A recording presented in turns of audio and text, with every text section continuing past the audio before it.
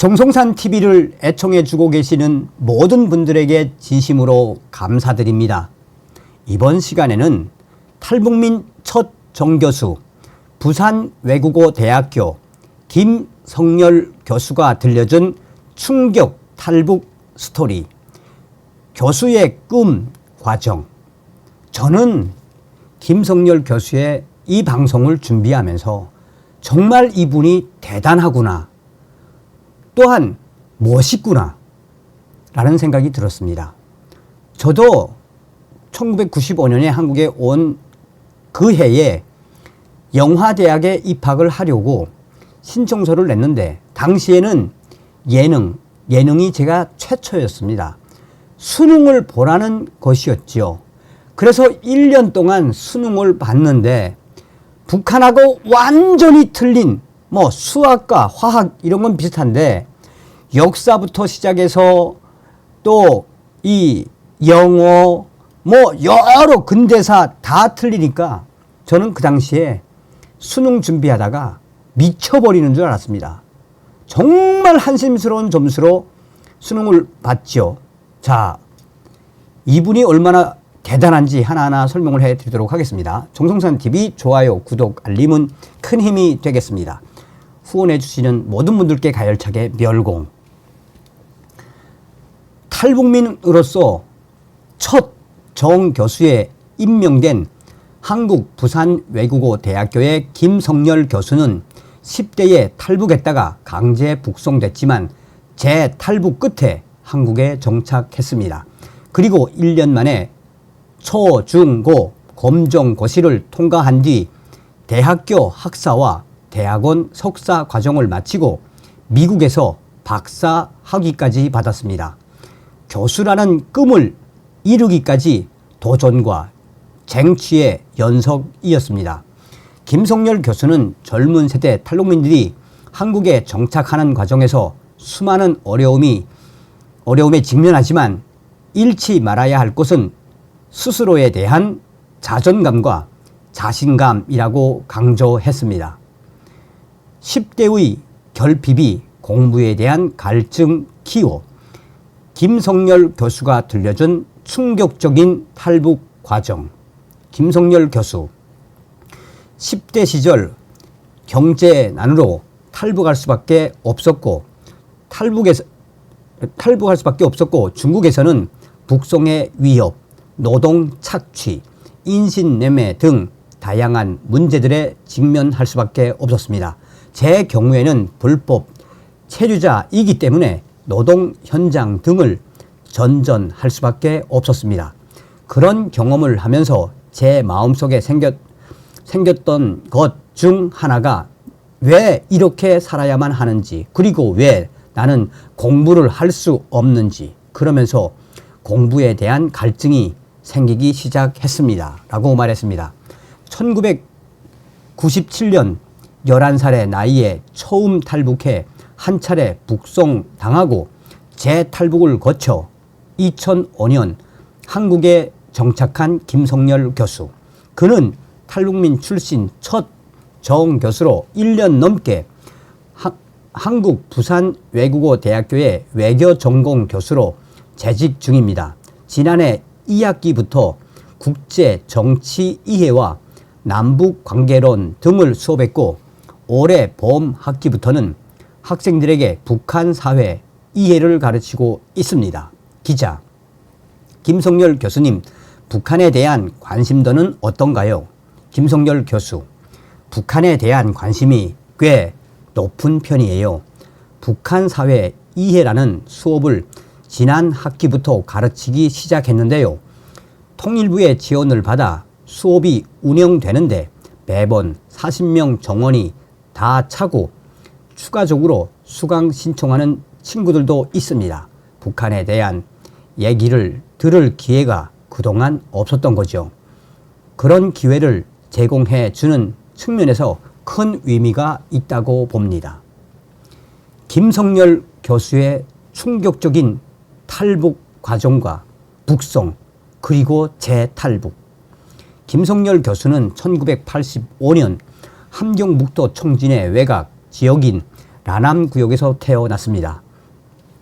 고난의 행군에 따른 경제난으로 생활이 점점 어려워지던 1997년 어머니는 그와 그의 누나에게 탈북해야 한다라고 말했습니다. 김성열 교수는 이렇게 말했습니다. 정말 어려웠고 많은 사람들이 아사했고 특히 죽은 어린이들이 모습을 제가 많이 봤던 것 같아요. 길거리에서 얼어 죽고 배고파서 죽는 모습을 보고 저희도 거기서 버틸 수가 없었던 충격 상황에 어머님이 탈북해야 한다.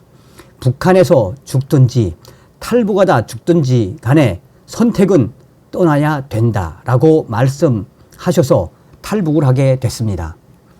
얼음이 녹기 시작하던 이듬해 3월 김성열 교수는 어머니와 누나의 손을 잡고 얼음이 둥둥 떠다니는 두만강을 건너던 순간을 아직도 잊을 수 없습니다. 김성열 교수는 이렇게 말했습니다. 탈북하는 과정에서는 불었고 중국과 북한, 두만강 연선 수비대에게 돈을 주고 그때 당시 북한 돈으로 5,000원 정도인데요. 지금 환산해 보면 한국 돈으로 10만 원 정도 될 겁니다. 탈북한 그의 가족은 중국 허베이성에 정착했습니다. 하지만 김 교수는 당시 탈북민이라는 신분 때문에 학교에 다니지 못했고 중국인이 운영하는 회사에서 일을 하며 지냈습니다. 그러던 어느 날이었습니다. 김성열 교수는 두 살 위 누나도 취직했고요. 중국 회사에서 일을 하고 있는데 갑자기 공안들이 들어온 거예요. 공안들이 들어와서 저희를 체포해서 공안 당국으로 갔더니 이미 거기에 어머님이 잡혀와 계시더라고요. 어머님은 우리가 살고 있는 동네에 어떤 중국인이 우리가 탈북민이라는 것을 신고해서 잡혀왔다고 하더라고요. 당시 그의 머릿속에는 북송될 것이다, 처형당할 것이다 라는 두려움과 절망감으로 가득 찼습니다. 지푸라기라도 잡고 싶은 심정으로 기도하고 간절히 애원도 했지만 결국 북송을 피할 수는 없었습니다. 김성열 교수, 저희가 북한에 있을 때 북송된 사람들이 처형당하는 것을 봤어요. 탈북한다는 행위 자체는 북한이라고 하는 공동체를 배신하는 행위이기 때문에 무조건 처벌받을 수밖에 없다는 생각을 갖고 있어서 사실 절망감을 많이 느꼈어요. 결국 북송이 됐죠. 신의주 보위부에서 약 한 달 동안 조사를 받고 신의주 집결소라고 하는 곳에 이송돼서 3개월 정도 있었습니다. 하지만 때는 2000년 6월 평양에서 남북 정상회담이 열리면서 남북 간의 평화의 바람이 불던 시기였고 북송된 그의 가족은 극적으로 3개월 만에 석방됐습니다. 김성열 교수, 2000년 3월에 잡혀 북송되고 석방된 시점이 6월 초였던 것 같아요. 그때 당시 2000년 남북 정상회담이 평양에서 진행되고 있었고 그래서 석방이 돼서 그해 8월에 다시 탈북하게 됐습니다. 우리가 석방된 것도 남북 정상회담에 방해 안 되게끔 잡혀온 사람들을 잘 석방하라는 명령이 있었기 때문에 석방이 됐습니다. 기자, 북송, 극적인 석방, 그리고 재탈북. 교수님에게 2000년은 잊을 수 없는 해일 것 같습니다. 김성열 교수, 네. 당시는 남북 정상회담이 예정돼 있었기 때문에 저희가 짧은 시간에 운 좋게 석방이 됐지만 6월이 지나 7월부터는 다시 북한 정권이 강제 북송된 사람들을 장기적으로 가둬두고 처벌 수위를 높인 것으로 알고 있습니다. 지금은 아예 탈북을 시도한다거나 한국행을 시도한 사람들이 잡혀 들어왔을 때 정치범 수용소로 보낸다고 해요. 그만큼 처벌의 수위가 더 높아졌다고 볼 수 있겠죠. 재탈북 후 중국에서 공장을 전전하던 김성열 교수는 우연한 기회에 탈북 브로커와 연이 닿았고 마침내 한국에 도착했습니다. 11살에 첫 탈북을 시도했지만 20살이 돼서야 한국에 정착하게 된 겁니다. 제 궁극적인 꿈은 북한 인재를 양성하는 거예요. 그리고 그는 1년 만에 초, 중, 고등학교 검정고시를 통과했습니다. 김성열 교수, 사실 공부를 하겠다고 결심을 하고 나니까 보이는 게 없더라고요. 그냥 공부만 보이는 거예요. 계속 책을 읽게 되고 공부에만 집중하게 되고 그때 고려 신학대학원이 천안에 있었어요. 거기서 석사 공부를 하는 전도사님, 목사님들이 계셨어요. 그분들을 찾아가서 과외를 받으면서 부족한 실력을 쌓았습니다. 그러다 보니 어느 순간 시험을 다 패스하고 있더라고요. 탈북, 강제 북송, 그 충격적인 힘든 노동의 반복이었던 10대 시절은 자신을 더 단단하게 만들었고 공부에 대한 갈증이 커지는 계기가 됐다고 말하는 김성열 교수의 목소리에서 열정과 생기가 느껴졌습니다. 기자, 계속 끊임없이 무언가를 찾아다니며 공부하셨군요. 김성열 교수. 네, 아마 10대 때 공부하지 못했던 한이 맺혔나 봐요. 학사, 석사, 박사 모든 과정이 다 그래요. 스스로 공부하더라도 부족하잖아요.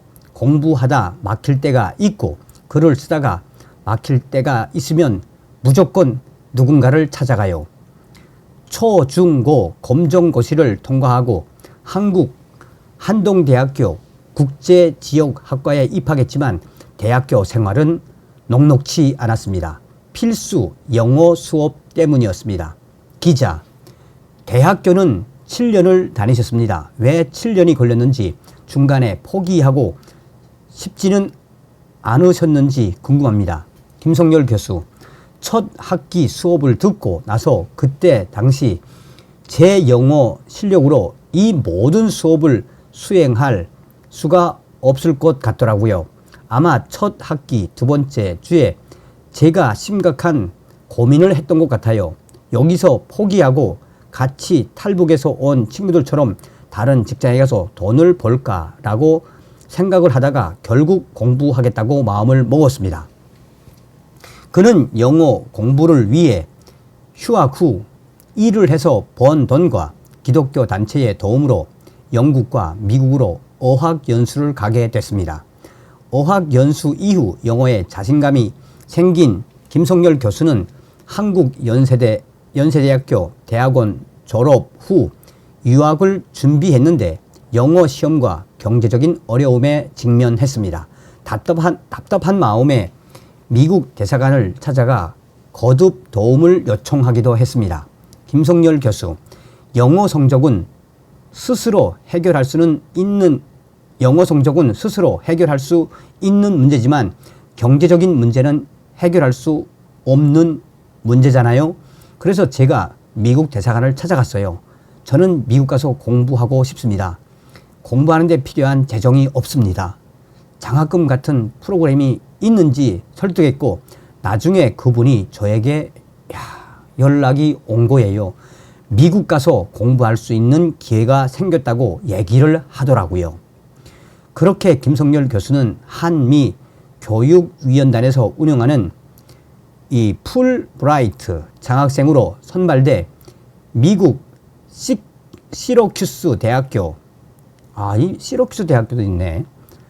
미국 시러큐스 대학교에서 국제관계학 박사 학위를 취득할 수 있었습니다. 기자, 장학금도 직접 찾아가서 요청하신 거군요. 지금까지 과정을 들으면 계속 쟁취하신 게 맞네요.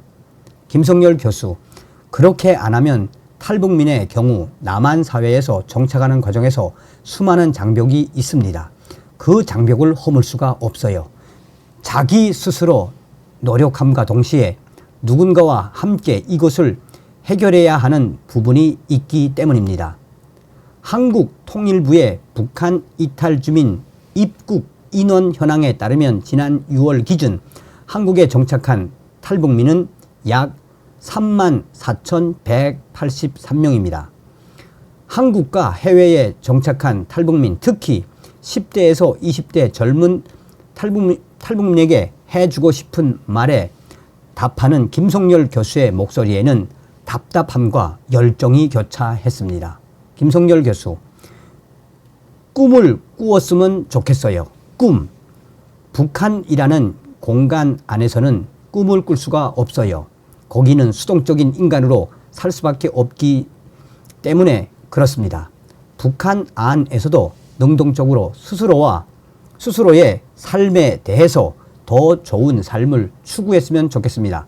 더 좋은 삶을 추구할 때 중요한 게 꿈인 것 같아요. 꿈을 꿔야만 그 꿈을 향해 도전할 수 있고 더 나은 삶을 추구할 수 있기 때문에 그렇습니다.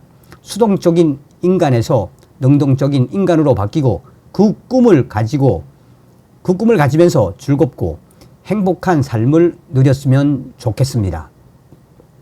또 고향을 떠나 여러 국경을 넘어 한국 사회에 정착했지만 또다시 수많은 경계와 장애물을 마주한 탈북민들의 김성열 교수는 자신감과 자존감을 잃지 말라고 조언했습니다.